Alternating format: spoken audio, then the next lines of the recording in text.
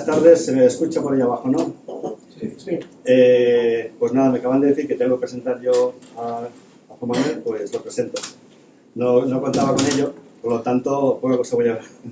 No tenía preparado. Solamente quiero comentar dos cosas. Una, que hablo como editor.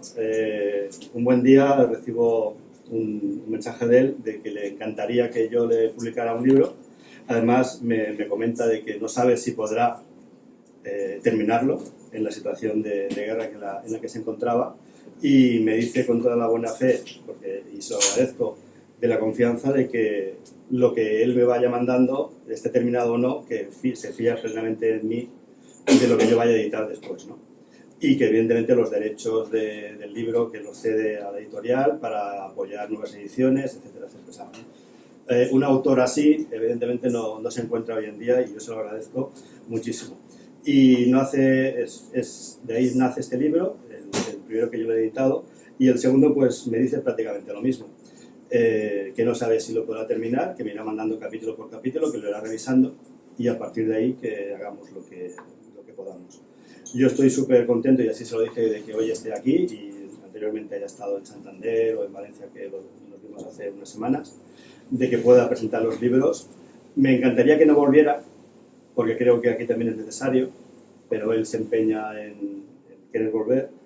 Y eso me hace hacer una pequeña reflexión de que hoy, y lo hemos hablado con Javier Baraicoa y con otras personas, hoy la militancia ya no es la de nuestra época, o sea, la de mi quinta y quizá la suya tampoco, donde nos pasábamos horas por las noches pegando carteles, haciendo pintadas, haciendo otras cosas que no se pueden contar, ¿vale? Que había un compromiso real, que cuando se nos decía hay que hacer esto, no preguntamos el por qué, sino que lo hacíamos. Hoy esa manera de entender la militancia, ese compromiso ha desaparecido, y la revolución se hace en Internet, en las redes sociales. Él tiene el valor, el coraje, esté donde esté, luchando donde está, estemos más de acuerdo o menos de acuerdo, pero tiene el coraje y el valor de hacerlo con las armas en la mano, defendiendo una idea que él es en la que cree. Y eso creo que merece un grandioso aplauso para él.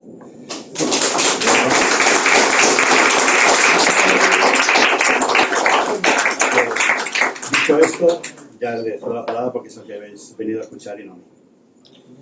Pues gracias por tus palabras, Llopart.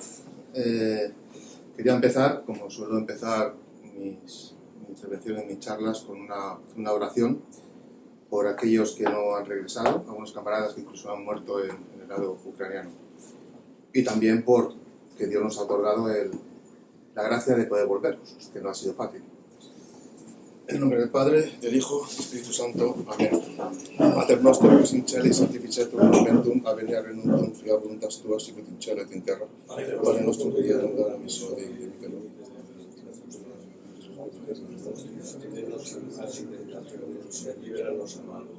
Ave María, gratia plena Dominus tecum, benedicta tu in mulieribus et benedictus fructus ventris tui, Iesus. Santa Maria, Mater Dei, ora pro nobis peccatoribus,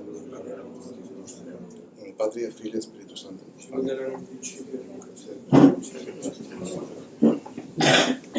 Pues muchas gracias al Club Empen, muchas gracias a Baraicoa por nuevamente abrir sus puertas y recibirme en este club, en esta casa de la tradición.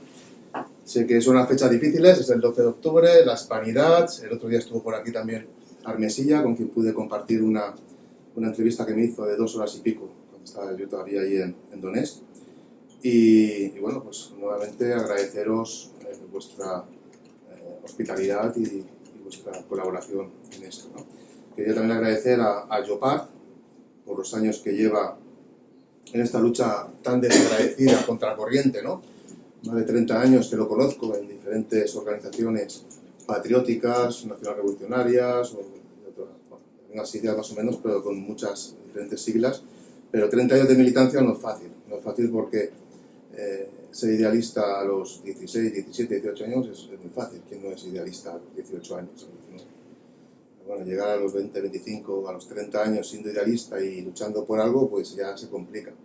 Y llegar a los 50 que ha llegado él, porque yo me he quedado a los 30.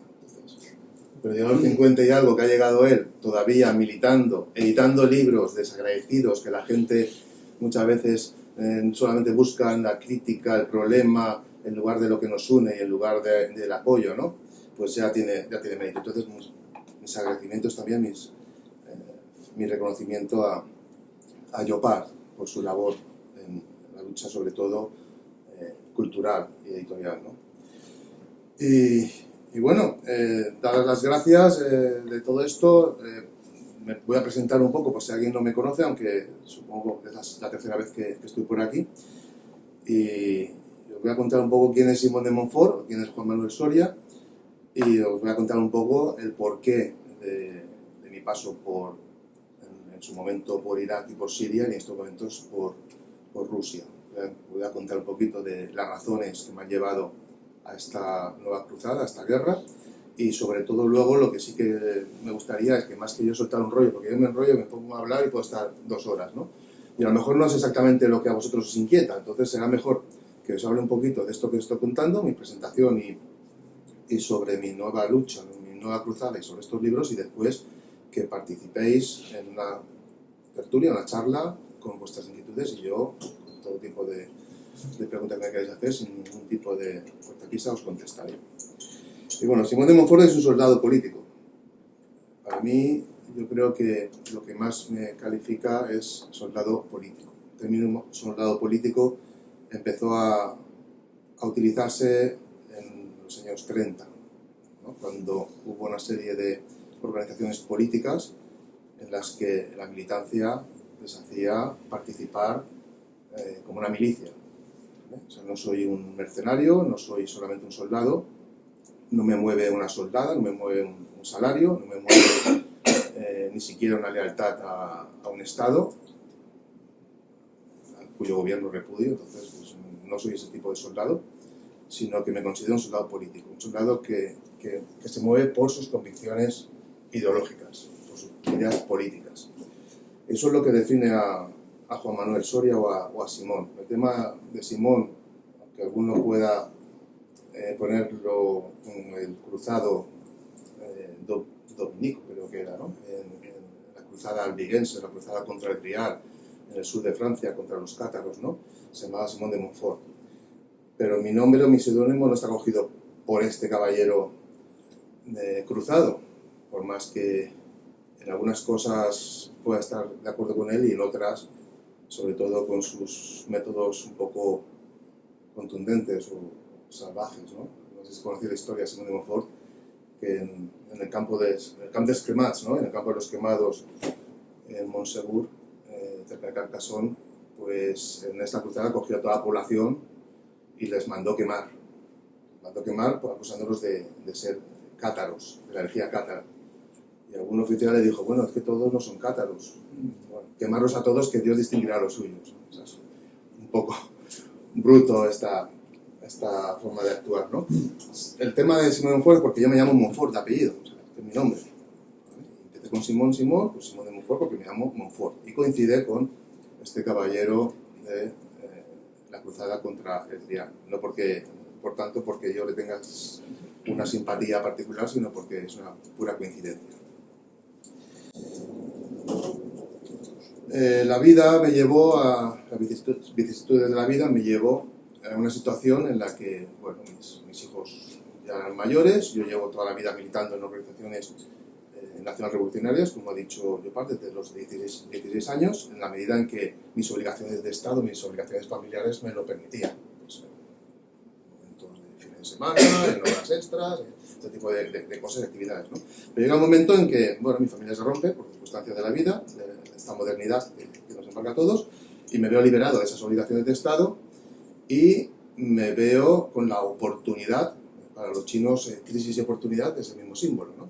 O sea, cuando uno tiene una crisis tiene también una oportunidad de hacer cosas que antes no podía hacer. O sea, yo pagando una hipoteca y con unos colegios que pagar, y con unos niños y con unas obligaciones familiares y con un negocio y con un tal, pues no podía hacer lo que yo quería. Yo era esclavo de mis circunstancias, de mis obligaciones y ese tipo de cosas. Cuando eso se corta, pues lejos de deprimirme o de ver lo que me he quedado sin ello, veo lo que puedo hacer que antes no podía hacer.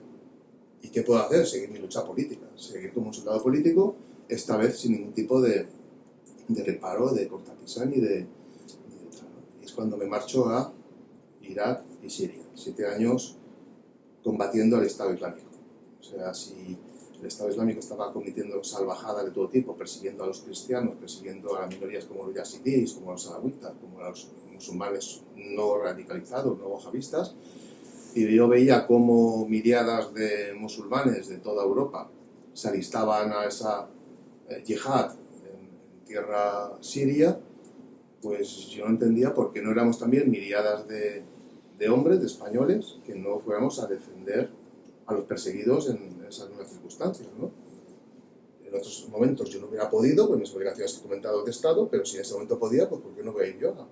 Yo había sido boina verde, acabó primero en las COES, en el BOE 3. Bueno, tuve una experiencia militar, tenía en ese momento 46 años, que no era ni viejo, tampoco era un chaval, pero bueno, todavía me veía con fuerzas. Pues si no lo hago yo, ¿quién lo va a hacer? Pues me voy para allá, ¿no? Y ahí es como empezó un poco mi lucha contra el Estado Islámico y en defensa de los perseguidos. De eso ya he escrito 2 libros, con lo cual, y he dado aquí dos presentaciones, 2 charlas, no voy a hablar mucho más.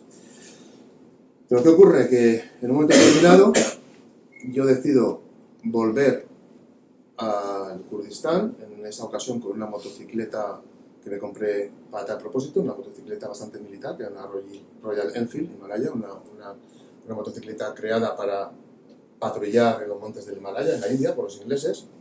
Pues esta moto yo la veía bastante útil para llevarla allá a Irak y continuar con mis labores allí, que hacíamos pues, labores de sabotaje, labores de milicia, ¿no? Intento llegar al Kurdistán en motocicleta desde Valencia, 7.500 kilómetros de ida, España, Suiza, Alemania, Polonia, Lituania, Letonia, Moscú, Georgia, Armenia e Irán. En Irán yo tenía el visado de tránsito para poder cruzar Irán hasta el Kurdistán iraquí, que linda con el Kurdistán iraní. Y bueno, en esos momentos, en octubre de 2022, había una revuelta kurda en la zona de Irán y no me dejan cruzar. Me dicen, mira, no podemos dejar pasar porque tiene que salir por esa frontera que tiene el visado, no puede usted cruzar en este momento. Espérese aquí en Armenia, y a lo mejor en una semana, a lo mejor en un mes, pues es posible que usted pueda cruzar. Claro, no me aseguraba, si me dice que espera una semana o un mes, yo me espero, pero si no me lo pueden garantizar y tengo que volver por donde había ido, ya había llegado a Irán cruzando Rusia con nieve con la moto, pues octubre, noviembre, cruzar Rusia es un poco dificultoso, con lo cual decidí regresar a España. Así lo hice, en 7 días me planté en España y en ese momento mi compañero y camarada Andrés, que ya luego vendrá, se habéis traído por ahí con las palabras que dice, Andrés se iba para Rusia, para combatir en Rusia, y decido, pues bueno, irme a Rusia. ¿Por qué decido irme a Rusia? Cuando en este libro anterior, en uno de los últimos capítulos, hablo de la lucha en Rusia y hablo de ella como una guerra ilícita para un español. O sea, moralmente sin legitimidad para... O sea, como católico, como cristiano, no puedes matar por matar. Tiene que haber una legitimidad. ¿Quién te da esa legitimidad? Una guerra justa. San Francisco decía que habían 3 razones por las que era lícito el uso de la violencia. Y por tanto, si usas la violencia, puedes herir o ser capaz de matar, ¿no? Y decía que esas 3 razones eran en defensa de la fe, en defensa de la patria o en defensa de la justicia. Yo esas 3 razones no las veía en Rusia, sí que las veía en Siria. Contra el Estado Islámico, que está matando cristianos, que además está atentando en España, el 11M, en Francia, en tal. Es justo porque está persiguiendo y haciendo un genocidio. No era una, eran las 3 razones que te daban la legitimidad de luchar en Siria contra el Estado Islámico. Pero ¿y en Rusia? ¿En Rusia qué? ¿No? Lo voy a leer muy cortito el capítulo, o sea, la reflexión que hacía yo antes de ir a Rusia sobre esta cuestión, ¿no? O sea, Ucrania contra Rusia. Y yo pensaba en el 2022, antes de irme para allá. Ante el conflicto en Ucrania, no son pocos los voluntarios extranjeros veteranos de la milicia de la YPG-IBS, la milicia en la que yo estaba, kurda, que han acudido a la llamada del fuego.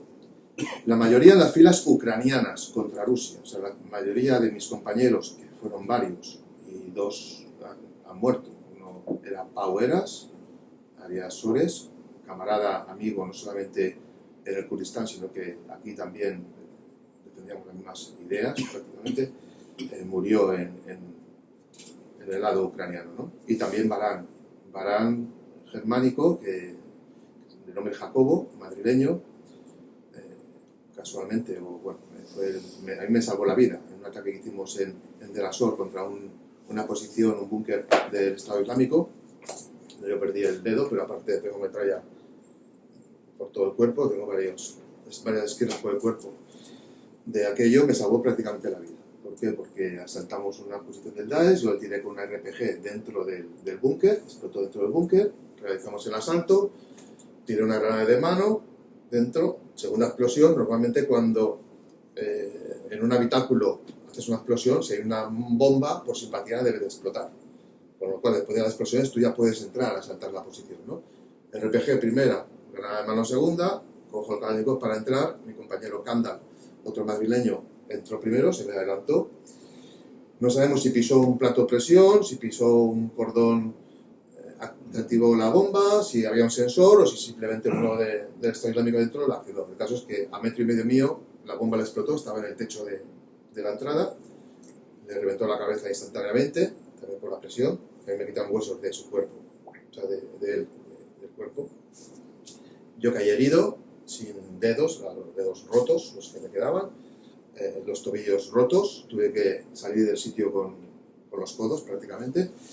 Entrar a una trinchera, en esa trinchera el compañero Barán se me echó encima, me cubrió y empezaron a dispararnos los del DAS por un lado y los compañeros nuestros, se había hecho ya de noche, los compañeros nuestros que eran del KQSD, que es una milicia árabe, de árabes adscrita a la IPG, empezaron también a dispararnos a nosotros, o sea, no era un fuego cruzado, estábamos en un agujero, en una trinchera, y de un lado nos disparaba el Daesh y del otro los compañeros árabes, nos caían las balas a ambos lados, ¿no? En ese momento ves la muerte y dices, bueno, aquí no hay salida, te están tirando de dos lados, no puedes sacar la cabeza hasta que nos maten, ¿no?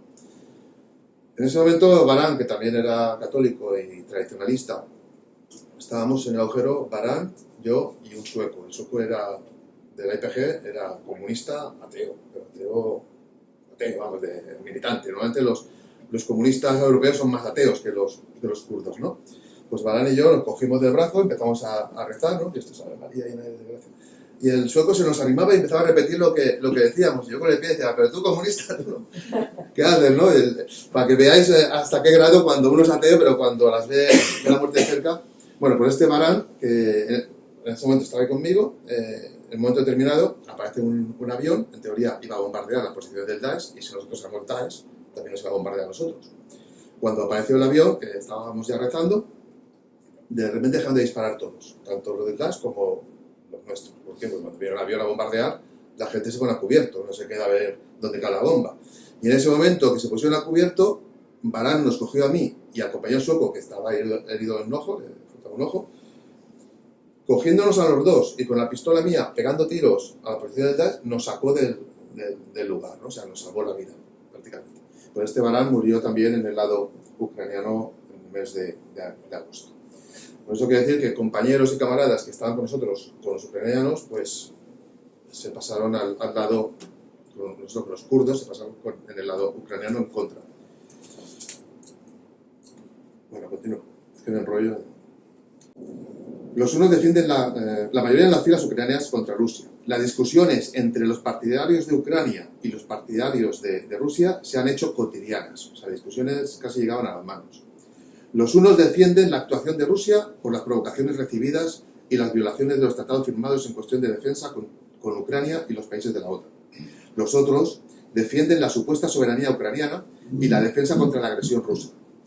Lo cierto es que el solo hecho de que exista una discusión sobre quiénes son los buenos y quiénes son los malos en este conflicto ya es razón suficiente para deslegitimizar cualquier razón moral bajo una visión cristiana para matar o morir. Me refiero a quienes no son ucranianos y están cargados de la razón de defender a su patria, los ucranianos están cargados de esa razón, ante lo que consideran una agresión. O sea, para un ucraniano sí que sería lícito porque defiende su patria. Como he dicho, San Francisco decía, defender la fe, la patria o la justicia. Para un ucraniano que defiende su patria es legítimo participar y luchar, ¿no? O los que siendo rusos defienden también sus intereses ante las amenazas directas de una Ucrania crecida con los apoyos internacionales. Nadie duda, por ejemplo, en el caso del ataque del Estado Islámico y el genocidio creado, quiénes son los malos. O sea, así como existía esa duda moral donde da esa legitimidad al conflicto ruso-ucraniano, no lo era en el lado sirio, donde todo el mundo sabemos quiénes son los malos y quiénes son los buenos. Como cristiano, solo es lícito el uso de la violencia o de las armas por 3 razones, que San Francisco apelaba: en defensa de la fe, en defensa de la patria o en defensa de la justicia. No es una contienda religiosa. Además, los credos de la mayoría de las partes son los mismos. O sea, en los dos prácticamente hay cristianos, los más ortodoxos que católicos, otros más católicos que ortodoxos, pero hay cristianos, hay también paganos en los dos. O sea, no es una guerra religiosa. Con lo cual, el tema de la fe no entra en esta legitimidad, como sí que entraba en Siria. Además, los credos de la mayoría de las partes son los mismos. Tampoco son una amenaza directa a nuestras patrias lejanas. O sea, como español, a mí no me amenaza ni Rusia ni Ucrania para tener legitimidad como español de participar en esa guerra. Más allá de los intereses bastados que puedan arrastrar. Y razones supuestamente justas pueden esgrimirse en favor de o en contra de un bando o de otro.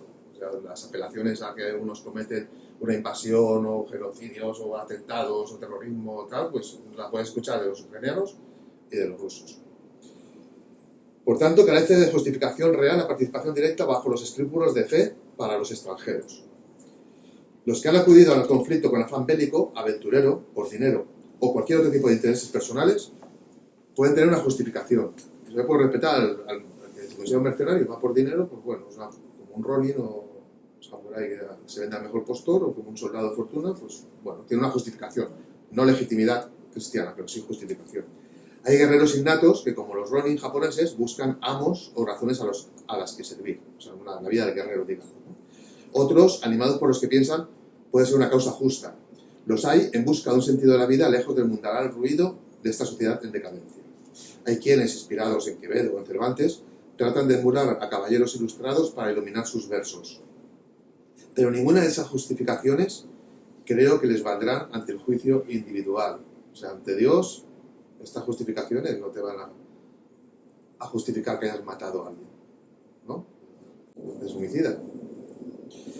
Otra cosa es posicionarse en favor o en contra de un bando u otro. Y ahí sí que cada cual debe definirse con quién está. Si con los que abanderan el mundialismo y la hegemonía capitalista liberal que abandera Estados Unidos, o los que pretenden la independencia de los pueblos. Si con el mundo unipolar que pretende la OTAN y quienes se usan de ella para imponer sus intereses, o quienes no se conforman y aspiran a un mundo multipolar con equilibrios de poderes.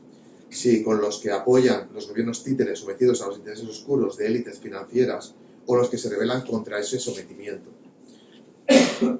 En definitiva, los que pretenden un mundo unipolar, liberal y mercantil, tutelado por el capital, o los que defienden la libertad y diferencia de los pueblos. O sea, te puedes posicionar simpatizando por un lado o simpatizando por el otro, pero en ese momento yo no veía esa legitimidad para combatir. Solo ver quienes tienen especial interés en defender al payaso del presidente ucraniano me deja claro con quién yo no estaría nunca. Yo nunca estaría ni con la OTAN, ni con la CIA, ni con el Mossad, que es lo peor de la Comunidad Europea, o con el patético presidente, con el momento que Pedro Sánchez va allí. O sea, lo que decía Remiro Ledesma, si ellos dicen sí, nosotros decimos no. O sea, dime quién está con nosotros, que yo estoy en contra, ¿no?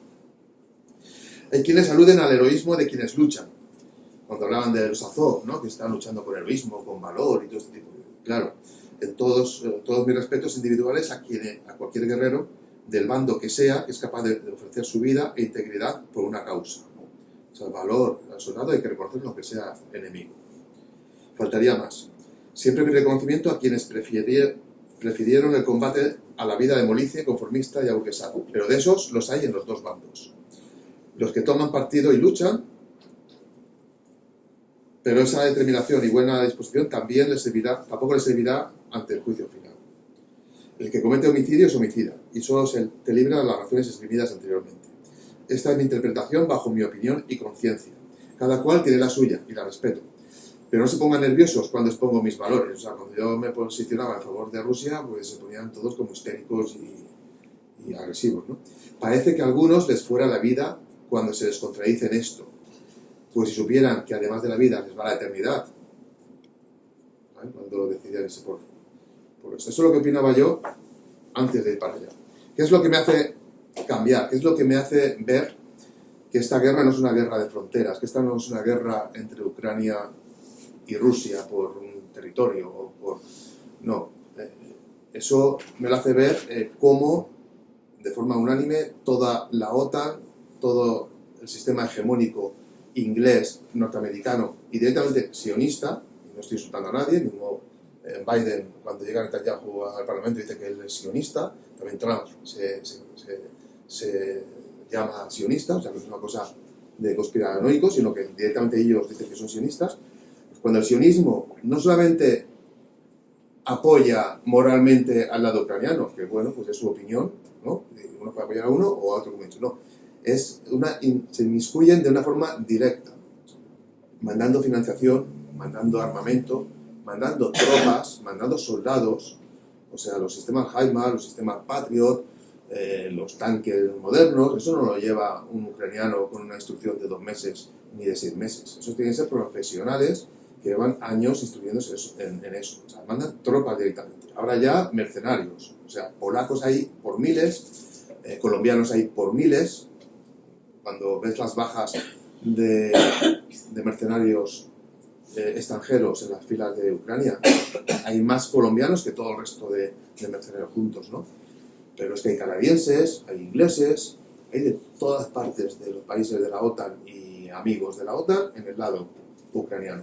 Entonces, cuando uno ve esa desesperación por ganar esa guerra contra Putin y contra Rusia, entonces ve que eso no es una guerra local, no es una guerra únicamente de territorio, es una guerra por la hegemonía mundial. ¿Y quién tiene la hegemonía mundial? Los enemigos jurados de España. Los enemigos jurados de España es el inglés, el norteamericano, el sionismo, la masonería. Había quien decía que la masonería era buena para Inglaterra, la masonería inglesa, pero la masonería española también era buena para Inglaterra, ¿no? Son los serviles a los intereses anglo-norteamericanos, ¿no? Entonces, si los enemigos de España están en el lado ucraniano, mi amigo es Putin y mi enemigo es Ucrania. No porque Putin esté de acuerdo yo con él en lo ideológico o en lo político. Putin era pro-occidental, incluso liberal. Putin fue puesto en el poder por las mafias o por los oligarcas rusos, pero hay 2 características que me gustan de Putin. Primero, que no es tonto. O sea, no es un presidente como Zelensky, que lo han puesto a un comediante, o como Pedro Sánchez, que lo ha puesto Soros, o como a Macron, que lo ha puesto los Rothschild directamente, ¿no? Putin era coronel de la KGB. Un coronel de la KGB no puede ser tonto. Puede ser bueno o malo, pero tonto no es. Y después, Putin, posicionándose en un principio como pro-occidentalista, o sea, Putin llegó a proponer a Bill Clinton entrar en la OTAN. Putin no ha entrado en la guerra antes contra Ucrania por servilismo también a Occidente, por querer estar ahí a buenas con Europa, con Alemania, con... O sea, Putin es pro-occidental, ¿vale? Pero claro, lo han forzado a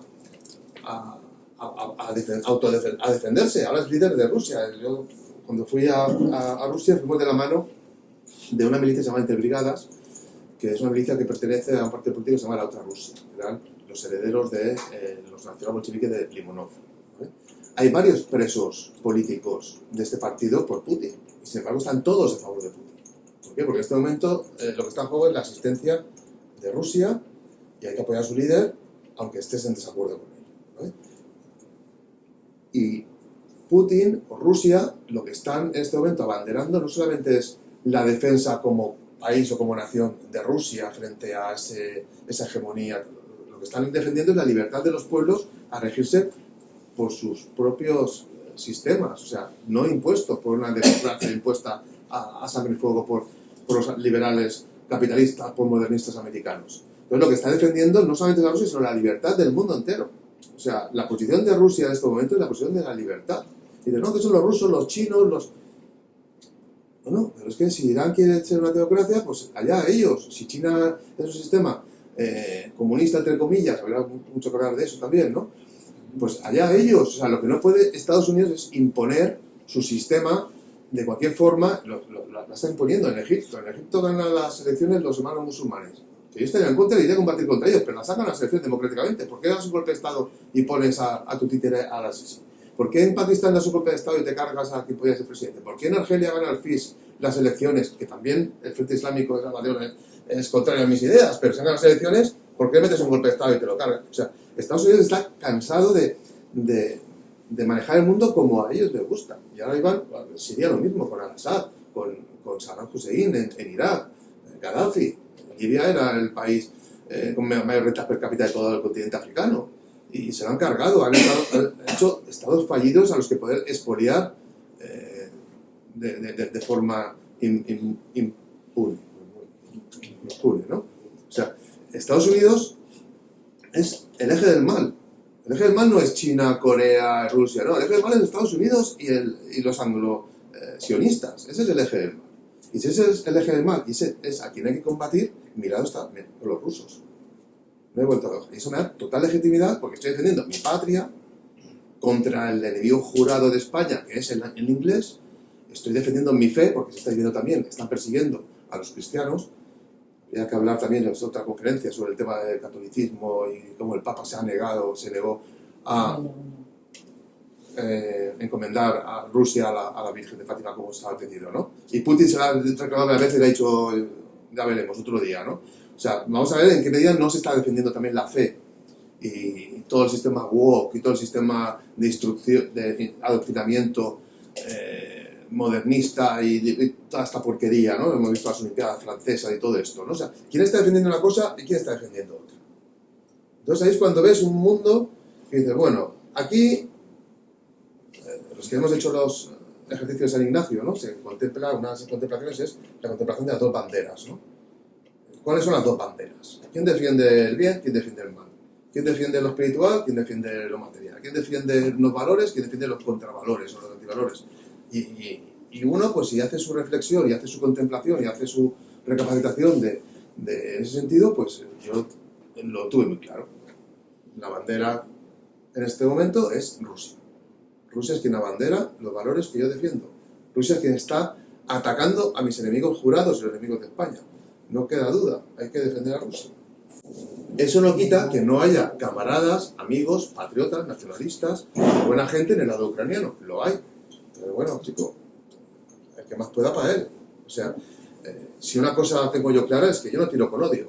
O sea, si yo tengo un enemigo, voy a hacer lo que pueda para eliminarlo, como él lo va a hacer contra mí. Pero yo no los odio. Hay algún compañero, incluso compañero de Kurdistán, Simón, como te cojamos por aquí, vas a ver lo que hacemos a los rusos, vas a ver cómo no sé qué. Pues chico, yo te cojo a ti, si estás herido te voy a curar. Si hay que meterte preso, pues te metemos preso, pero intentaré tratarte con dignidad, con respeto y como un soldado. Es un Junger, decía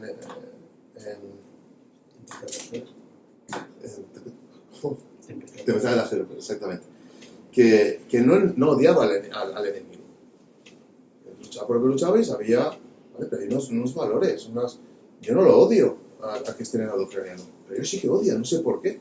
Que al final de cuentas están por dinero, pero la mayoría de los que están con los ucranianos. Yo no conozco a un solo compañero o no compañero, personas que han hablado en los medios en favor de Ucrania. Ninguno que lo haga por convicciones, que lo haga por ideas, que no. Todos son cosas. Aquí hay un compañero que vino a la otra presentación, que estuvo conmigo en Irak, es el legionario, ¿no? Dice, no, yo es que tenía un compañero de trabajo, uno que era ucraniano, y su familia tuvo que... ¿Y por eso vas a una guerra? ¿Y por eso matas? ¿Eso es legítimo? O sea, desgracias y casos hay en los dos lados. No sé, no hay una razón, una convicción, porque si tú defiendes el sionismo, tú defiendes el liberalismo, tú defiendes el sistema que defiende en el lado de la OTAN, pues vale, eso es respetable también. Estás también equivocado o es lo opuesto a lo que yo pienso, pero tienes unas razones y unas convicciones, pero es que no conozco a nadie que tenga esas razones o esas convicciones. Incluso muchos que van de nacional revolucionarios o nacionalsocialistas o no sé qué, o nacionalistas simplemente, ¿no? Con los ucranianos, porque Azov, si son judíos, si van con la bandera de Israel y con la plástica, son judíos nazis, o nazi Hollywood, o sea, iban a defender Israel. ¿A qué jugamos? Zelensky es judío. Yo no tengo nada contra judío como persona, pero sí contra el judaísmo y el sionismo, ¿no? O sea, ¿qué clase de nazis están jugando a esto, ¿no? Dicen, no, es que los rusos son los comunistas. Rusia es el comunismo y la división azul y no sé qué. Ni la Rusia es la Rusia que combatió la división azul, con la cual yo había estado del lado de la división azul, ni la España ni la Europa actual es la que abanderaban los sistemas o los fascismos europeos, ni muchísimo menos. ¿Vale? En el lado ruso hay nacionalistas, hay comunistas, hay nacionalsocialistas, hay liberales. O sea, no es una guerra tampoco ideológica. No es una guerra ideológica. En la española, que es la unidad última en la que hemos estado los últimos 6 meses, Andrés lleva 2 contratos de 6 meses, lleva ya 1 año en la española, pero yo los 2 primeros contratos era una unidad se llamaba Redut, la unidad. Combatíamos con Sturmzeta. Sturmzeta son presos que reciben condena en el frente. Esto no es tampoco nada nuevo. La Legión extranjera española se hizo para eso, para admitir presos que tuvieran la oportunidad de cambiar de vida. Se les cambiaba el nombre y hacían una nueva vida, y a partir de entonces eran caballeros legionarios y buscaban en el fuego la redención, ¿no? Pues en los 2 primeros contratos de 6 meses y 6 meses, el primer año estuve yo con unas unidades de Sturmzeta. Evidentemente con los Sturmzetas vas a las posiciones más complicadas, más arriesgadas, más sacrificadas. He visto de todo y compañeros que hay muy cerca, y este es el compañero que está conmigo en Rusia, que ya llega tarde.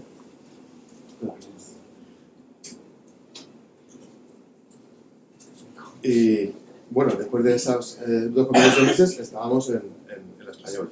En la española, el jefe de nuestra unidad, estábamos en una unidad de asalto motorizada, el jefe de la unidad de asalto, no, eso es bástica, no sé qué, de comunista nada. No quiere decir que sea una unidad nazi o que todos, no, pero los hay.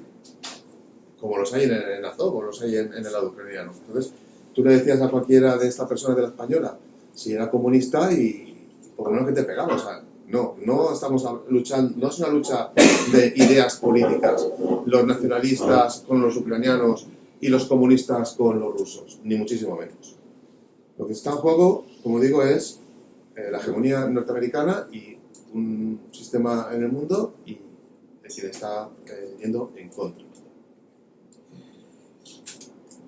No sé, es que me puedo enrollar y puedo estar hablando 1000 cosas, pero yo creo que si vosotros tenéis preguntas y entablamos un poco el tema de una conversación y os puedo aclarar dudas que tengáis o este tipo de cosas, yo creo que va a ser más distraído para vosotros, para que no durmáis, y también yo voy un poco más a lo concreto respondiendo lo que os pueda interesar.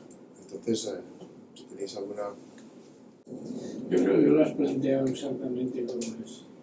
O sea, en este momento se está jugando el futuro del mundo en Ucrania. Efectivamente, es el mundo woke, futuro, que no sabemos todavía lo que va a ser, pero va a ser malo. Y el otro lado, que molesta. Molesta a Rusia, molesta a China y molesta a India. Era evidente que tiene que pasar, y veo un futuro muy negro. Era evidente que tenía que pasar, porque hoy puede haber una guerra total y los Estados Unidos tienen todavía ciertas garantías de ganarla. Dentro de 20 años, 10 años, eso será imposible. Y es evidente que los coletazos del dragón, los últimos, siempre son los peores. Bueno, hay cosas que sí, de acuerdo con lo que ha comentado, pero eso de que Estados Unidos puede ganar una guerra, en una guerra no solamente es la fuerza que tú tienes, sino la capacidad de sacrificio que tú puedes tener. O sea, hay personas así de bajitas, que con una navajilla o con tal, son capaces de enfrentarse a...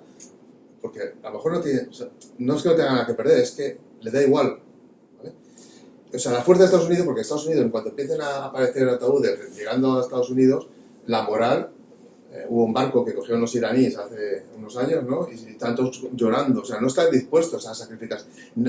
Sacrificarse o morir por la democracia, que es una cosa tan ambigua y tan vaga, es muy difícil. Es que morir por tu rey, por tu patria, por tu familia, eso sí. Es que quizás me he equivocado, no es exactamente Estados Unidos. Una élite que está incrustada en Estados Unidos. Porque no estamos hablando del pueblo en sí mismo. Es que yo no estoy hablando de sacrificios de la gente, estoy hablando de una guerra nuclear. Este es el momento. Y el futuro de las guerras serán exclusivamente, si no hay una guerra nuclear, serán tecnológicas. Es decir, quien domine la inteligencia artificial y quien domine el mundo de los robots. Y ese es, desgraciadamente, el futuro. Y en este momento se está ventilando porque está, no siendo ya una guerra clásica, no siéndolo, es la última. Es la última, porque las próximas pueden ser terribles. Sí, lo decían, ¿no? Que nadie sabía cómo sería la Tercera Guerra Mundial, pero sí que sabían que iba a ser la última, ¿no? Exacto. Yo creo que una guerra nuclear, por la cuenta que trae a todo el mundo, no, Sí, se lo están jugando. es difícil que ocurra, ¿no? De hecho, ahora vemos en el Oriente Medio cómo Israel está frenándose en la reacción contra Irán, porque Irán tiene capacidad de destruir Israel, con sus misiles balísticos en masa, puede destruir sin tener bomba atómica, porque le pasa con que bombardeen las centrales nucleares israelitas para que sea el efecto de la bomba atómica. Y Israel tiene la capacidad de destruir al otro. Entonces, claro, ¿quién empieza un juego tan seguro de destrucción mutua? Pues es complicado. Hace una semana Irán explosionó una bomba atómica. Sí, una prueba. Subterránea. Bueno, yo no creo que eso llegue, porque sería el acabose, ¿vale? Pero sí que la guerra tecnológica, este tipo de cosas, sí que va a ocurrir. Y estoy de acuerdo sobre todo eso, que esto es una guerra donde se pone en juego la hegemonía de una élite sionista que gobierna el mundo, y es un momento también de que la gente pues, se posicione, se despierte. Tenemos en contra que todos los medios de comunicación están en manos de esta élite, pero tenemos en favor pues, que hay sistemas alternativos, como Internet, donde se puede acceder a información de otro tipo de cosas, ¿no? Hay desgraciados. Pues bueno, mientras nos dejen y no lo permita, pues habrá que apoyar esos canales o esas personas disidentes con lo establecido que esto es así. Yo en estos libros cuento, en el que se editó hace un año sobre contra el nuevo orden mundial, lo que es todo el viaje que hice y mis reflexiones de por qué Rusia era porque había que tomar partido. Se explica también algunas historias, combates que tuvimos con los Sturmzeta de las brigadas estas de presos en Rusia, y sobre todo el tema, pues, se habla del atentado que hubo en Moscú. O sea, no solamente es una novelita de mis hazañas, sino que además intercalo algunas reflexiones políticas sobre la hegemonía norteamericana, sobre atentados del ISIS o supuestamente del ISIS que están hechos por estos terroristas no ucranianos, sino los que manejan a los ucranianos, ¿no? Eso es este libro que tuvo el gusto de editar yo para hace un año. Y en La Española va más concreto a estos últimos 6 meses en la unidad de La Española, que he de decir, por hablar un poquito de La Española, que es una unidad fundada por un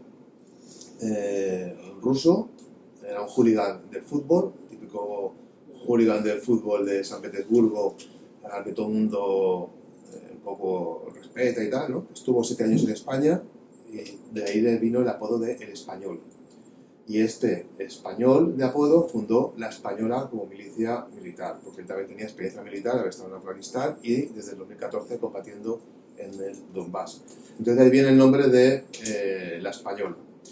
Casualmente, sí, bueno, esta es la bandera del escudo de allí, La Española, como le he dicho, y este es el mejor trabajo del mundo, por aquí. En ruso, ¿no? El mejor trabajo del mundo, española, ¿no? Bueno, nos atrajo un poco esto, ¿no? Lo mítico de esta unidad, que además es española, pues siendo españoles, jolín, vamos a la española. Luego tiene un punto casual, de verdad que es casual, porque las brigadas, aquí un militar, no dan los números de brigadas. ¿Qué número quieres para tu brigada, no? Sino que te asignan el número que corresponda por lo que sea, ¿no? Pues es la brigada 88. Sí, casualidad. Pues sí, pues casualidad. Como veis aquí en la espalda, estas original de ahí, pues somos la Brigada 88 dentro de los cuerpos de voluntarios de las fuerzas rusas en el Donbass, ¿no? Y la mayoría de la gente que hay combatiendo en la española pues son nacionalistas. Son nacionalistas de Rusia, pero bueno, también los hay de Georgia, hay muchos ucranianos y de otras partes, ¿no? Estos son un poco los que forman la española. Dentro de la española hay hay unidades de drones, hay artillería propia, hay sistemas también de motorizados, de vehículos ligeros, de caballería, hay inteligencia, también tienen gente en las ciudades captando, buscando a ver quiénes son los agentes, haciendo contra la inteligencia, ese tipo de cosas.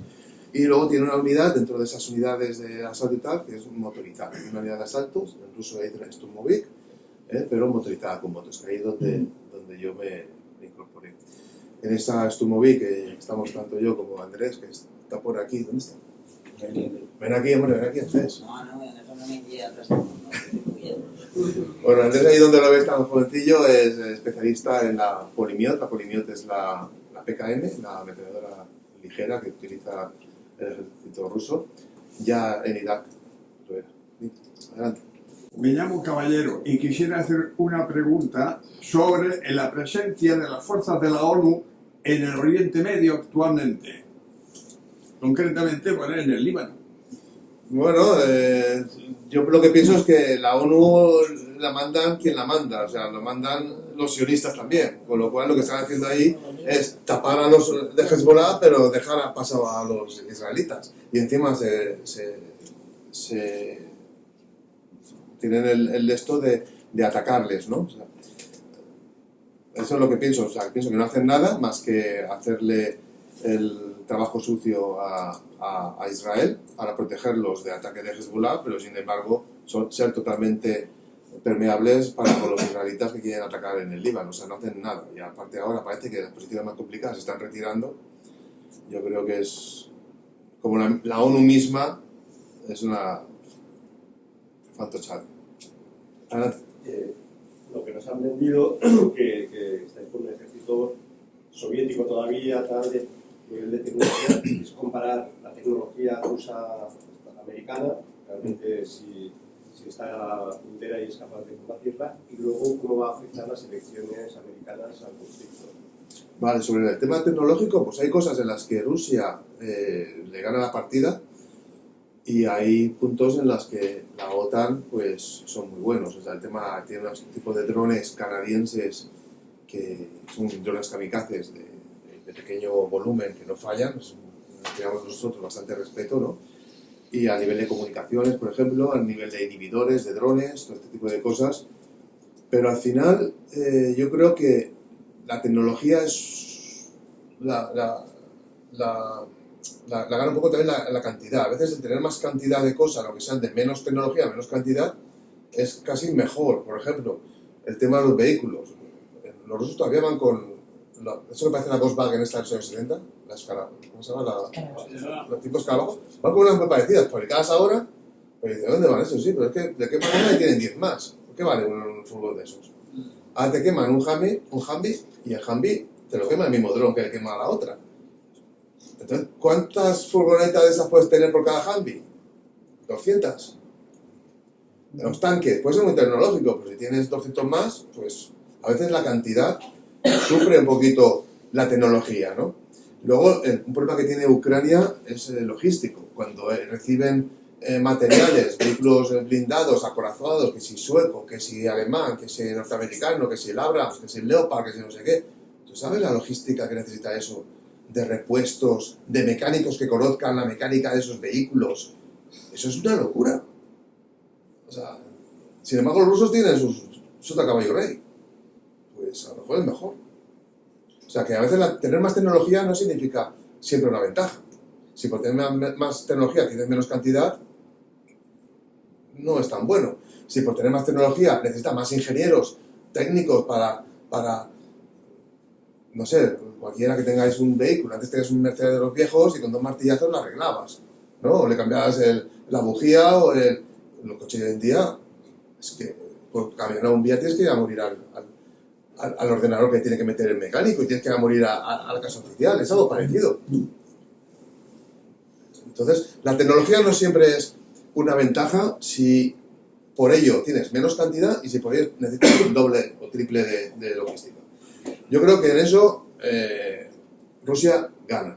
La artillería ucraniana puede ser más certera a la hora de tirarte los proyectiles. Pero es que Rusia tira de 10 a 15 o 20 veces más. Entonces al final, por saturación le das al otro. O sea, a ver si me explico. Rusia tiene cantidad. A mí cuando en algún youtuber decía que Rusia tenía que coger los chips de las lavadoras o tenía que combatir con palas, en ese momento yo estaba en la instrucción, a principios de 2023, con Andrés, en la instrucción de nuestra unidad, y tirábamos con la Polimiot, pero cientos y cientos de cartuchos en un entrenamiento. Con RPG y a mí me dolía el brazo de tirar 7, 8, 10 granadas. O sea, pero me está diciendo que falta, pues aquí esos cabrones lo tienen todo, porque aquí no falta de nada, ¿no? O sea, si algo tiene la Unión Soviética son municiones, aunque sean viejas. Cierto es que a mí en el Kurdistán, en 7 años siendo tirado de RPG, jamás me ha fallado una rocket. En Rusia me han fallado. A lo mejor tiene 70 años esa munición. Eso también es cierto. Pero por cantidad, la que quieras. Entonces, ¿qué es mejor? ¿Tener 200 RPGs o tener una un poco más sofisticada? Pues 200 RPG. El tema de las elecciones, yo no creo ni que Putin, ni que Trump, ni que Biden sean los que gobiernan América. O sea, quien gobierna América son las élites que están detrás de ellos. Ellos tienen sus opiniones, tienen sus cosas. De Siria decía Trump que iban a salir los americanos. En un mes van a salir, todavía están. Y ya terminó la legislatura Biden. Y Trump dijo que iba a sacarlos de Siria, todavía están. ¿Va a terminar con la guerra de Rusia? Yo no lo creo. Sí que puede ser que las élites que ya están cansadas de invertir dinero por una guerra que ya han perdido, porque la guerra está perdida, pues que utilicen a Trump como... Trump se da la mano con el Putin y son colegas y acaban con la guerra. Pero es que si gana la otra y quieren hacerlo, también van a terminar con ella. Y si no quieren terminar las élites con la guerra porque les interesa todavía expoliar más a Ucrania y que se someta más a los intereses de la banca internacional, pues entonces continuará la guerra, con uno y con otro. O sea, yo no tengo especial esperanza ni con Trump ni con... Yo he leído los 2 primeros. Me gustó mucho que haces libros que son muy amenos para momentos, ¿no? Es decir, nos hemos acostumbrado mucho todo el mundo con la tele, en cuanto hay una serie cutre, y dices, esta serie la puedes poner de fondo, aunque se puede estar panchando y diciendo. Lo que me gusta de tus libros es que al ser pequeños artículos de internet, los 2 primeros, se podían leer un poquito de, ay, pues tengo 5 minutillos, tic, tic, en el culo, tal. Son un poco como los libros de Javier, ¿no? Con las anécdotas sobre el carlismo y tal, son libros que son muy amenos y muy fáciles de leer. Estos 2 no los tengo. Te quiero preguntar a eso. ¿Siguen siendo recopilatorios de artículos que has tenido? ¿O tienen un hilo más central? Te voy a defraudar un poco porque los 2 primeros eran artículos que yo iba subiendo a la página de apoyo voluntarios contra el Daesh y un camarada de Madrid pues se va recopilando y me propuso la idea de hacer un libro con la recopilación de esos artículos, con lo cual un artículo con otro no tiene ningún nexo de unión. Uno habla de la Navidad y del Corte Inglés y el otro de un atentado del ISIS y otro de un ataque... O sea, son reflexiones independientes cada una de ellas, ¿no? Sin embargo, este es más una narrativa, si bien hay alguna reflexión sobre algún caso concreto, por ejemplo el atentado de Moscú, del supuesto Daesh y todo esto, pero es más un relato, no una novela ficticia porque es todo hecho real lo que ha ocurrido, pero sí que es una especie de narración, ¿vale?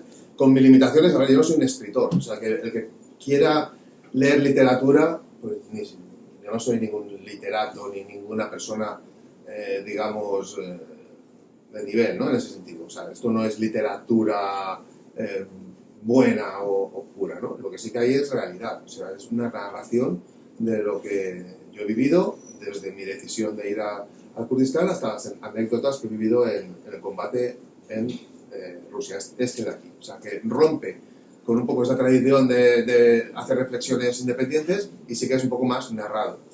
La gente que conozco, que me da su opinión, yo pienso que, a ver, no parece mal pelota y tal, me dicen que les engancha un poco, que les gusta. Hasta mi hermana, que me hace crítica conmigo, le ha gustado. O sea, yo creo que ahí vas a ver de verdad el porqué, mis razones por las cuales combato en Rusia, las anécdotas que ahí ocurren y cuál es la realidad del campo de batalla.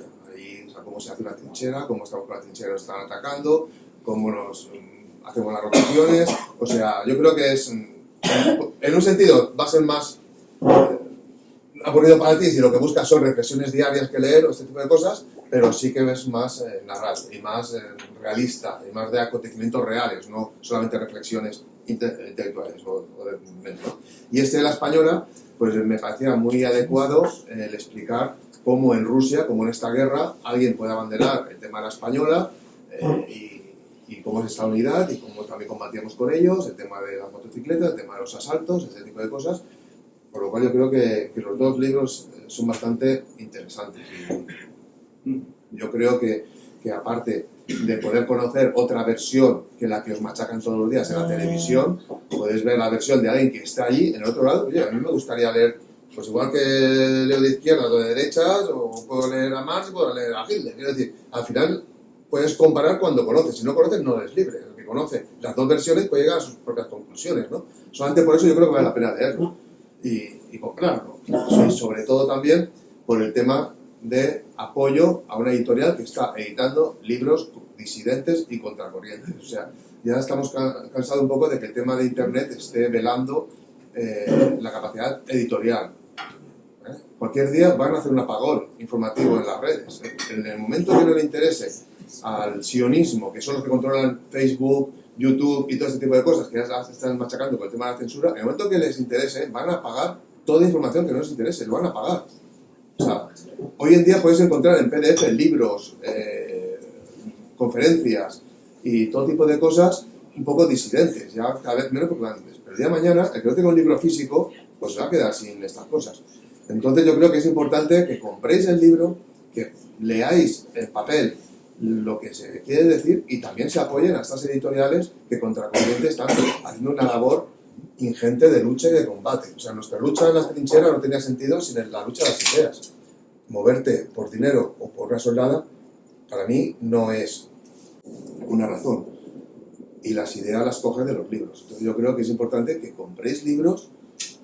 Ya lo he dicho, que yo no lo digo por mí. O sea, los beneficios del libro van a la editorial, porque encuentro interesante que sigan editando otro tipo de libros, aunque sean contrarios a lo que yo pienso. ¿Bien?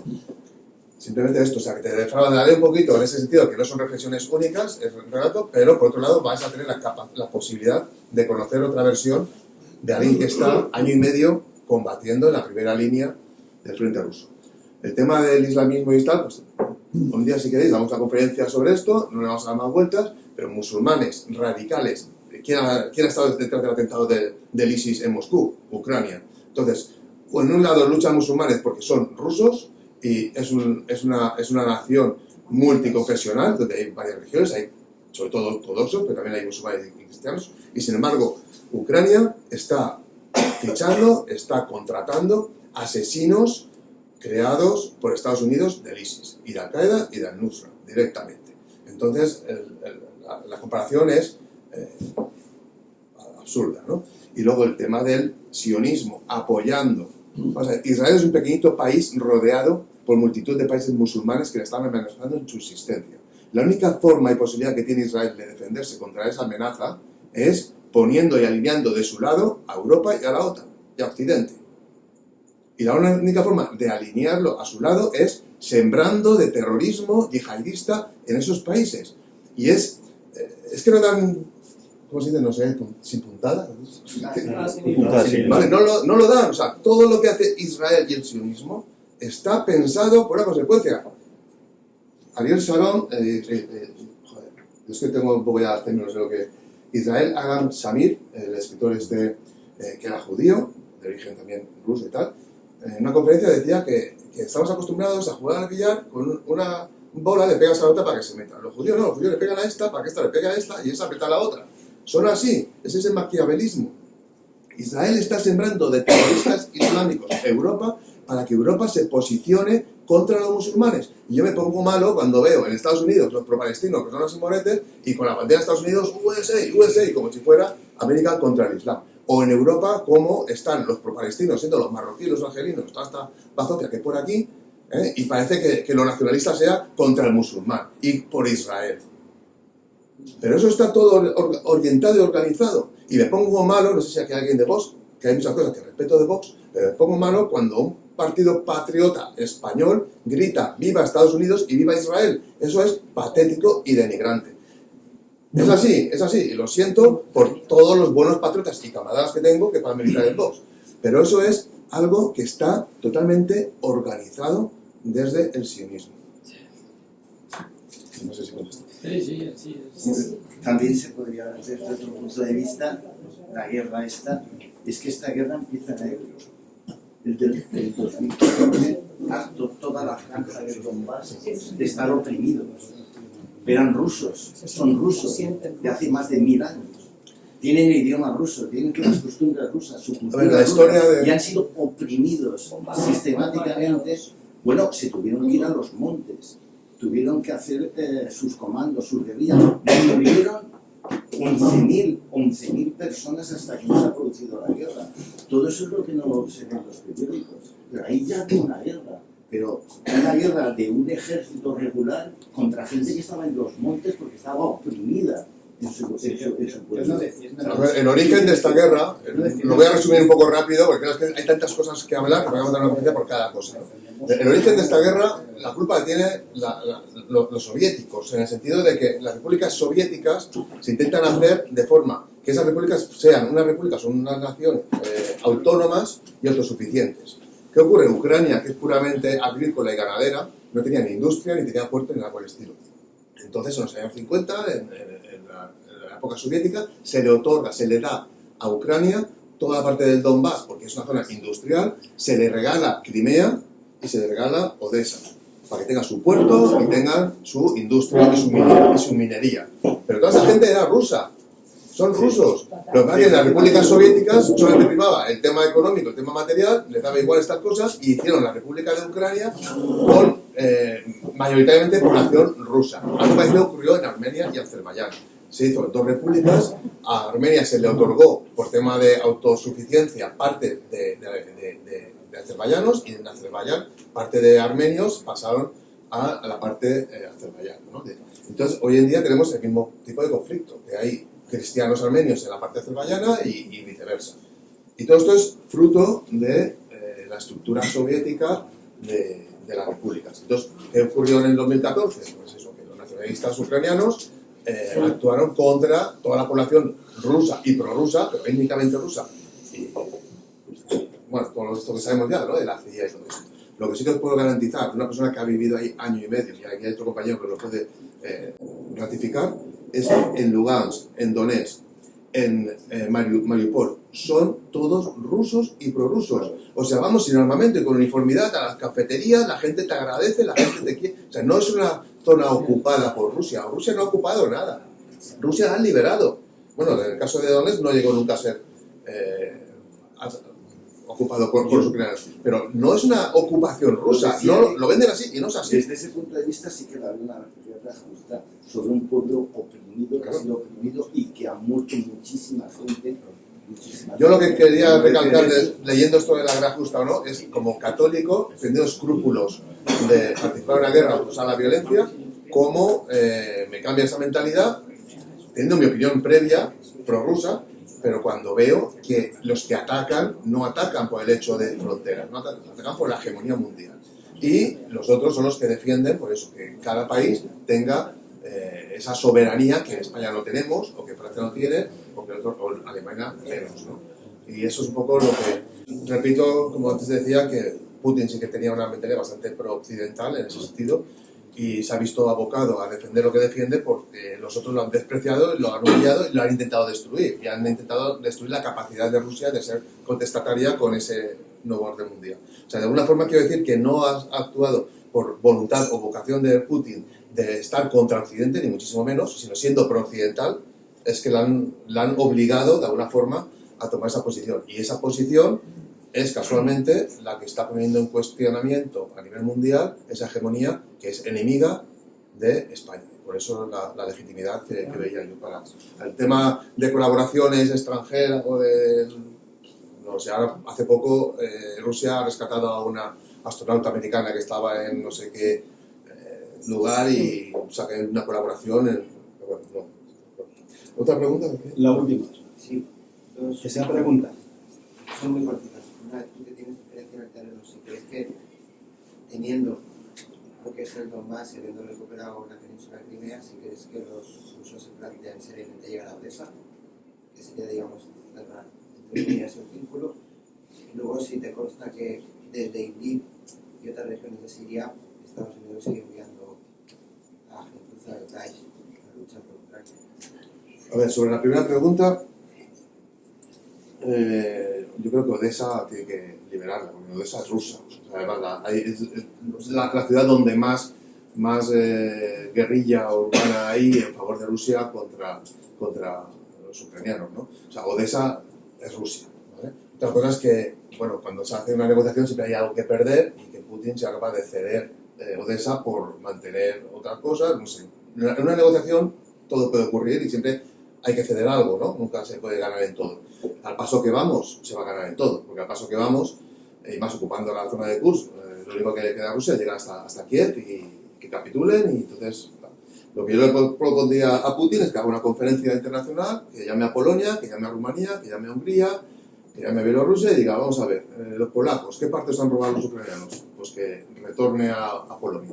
Transnistria, ¿qué partes de Rumanía, qué partes de Hungría? Pues que ya, bueno. Y al final que se quede Ucrania, pues como Luxemburgo, como una nación ahí, que sean todos los nacionalistas que quieran, que levanten el brazo, que hagan lo que quieran con la svástica y la cruz de David y que hagan lo que les dé la gana, porque es lo que quieren, ¿no? Ese nacionalsionismo que también Ceresole hablaba en principio, ¿no? Es lo que están defendiendo, a final de cuentas, el nacionalsionismo. Y el tema de Idlib, Estados Unidos todavía sigue expoliando en Kirkuk y en otras zonas, tanto en Irak como en Siria. Siguen expoliando. Pero lo que te preguntaba es si os consta, que estáis ahí a pie del terreno, que siguen enviando a gentuza del Daesh.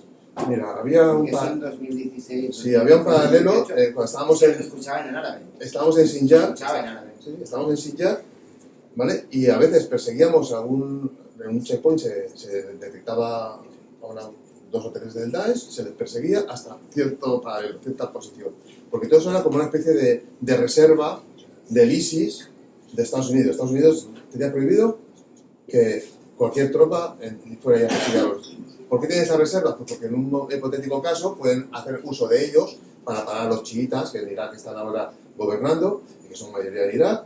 Entonces, bueno, ellos mantienen ciertas reservas, pues para sus guerras internas, o sea, para sus conveniencias, para sus intereses allí, ¿no? Entonces, sí, claro que mantienen, financian, potencian y captan y mandan a Ucrania y todo este tipo de cosas actualmente. Siguen. Sí, siguen. Pues nada, pues dejamos aquí porque podríamos estar hablando hasta las tantas. Yo tengo que volver a Valencia esta noche.